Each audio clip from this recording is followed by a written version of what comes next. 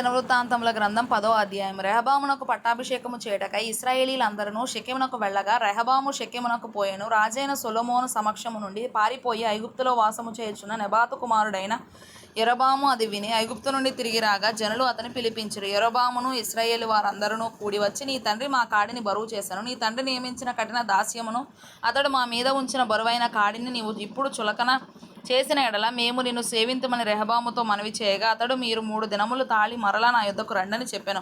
గనుక జనులు వెళ్ళిపోయిరి. అప్పుడు రాజైన రెహబాము తన తండ్రి అయిన సొలొమోను సజీవి అయి ఉండగా అతని సమక్షమున నిలిచిన పెద్దలను పిలిపించి, ఈ జనులకు నేనేమి ప్రత్యుత్తరం ఇయ్యవలెను?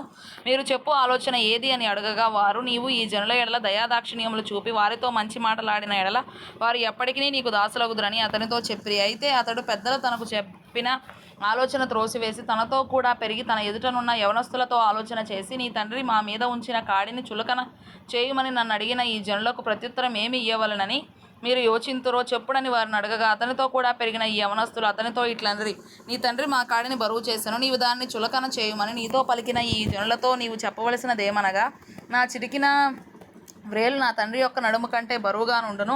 నా తండ్రి బరువైన కాడి మీ మీద మోపెను గాని నేను మీ కాడిని మరింత బరువు చేయుదును.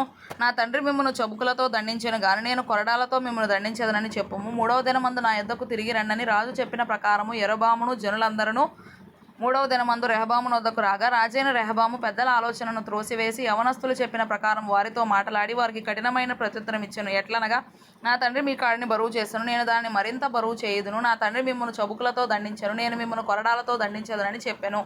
యెహోవా షిలోనీయుడైన అహీయా ద్వారా నెబాతు కుమారుడైన యరొబాముతో సెలవిచ్చిన తన మాటను స్థిరపరచునట్లు దేవుని నిర్ణయ ప్రకారము జనులు చేసిన మనవి రాజు ఆలకించకపోయెను. రాజు తాము చేసిన మనవి అంగీకరింపకపోవట చూచి జనులు, దావీదులో మాకు భాగము ఏది? యెషయి కుమారుని యందు మాకు స్వాస్థ్యము లేదు. ఇశ్రాయేలు వారలారా, మీ గుడారమునకు పోవుడి. దావీదు నీ సంతతి వారిని నీవే చూచుకొనుమని రాజునకు ప్రత్యుత్తరం ఇచ్చి ఇశ్రాయేలు వారందరూ ఎవరి గుడారమునకు వారు వెళ్ళిపోయిరి.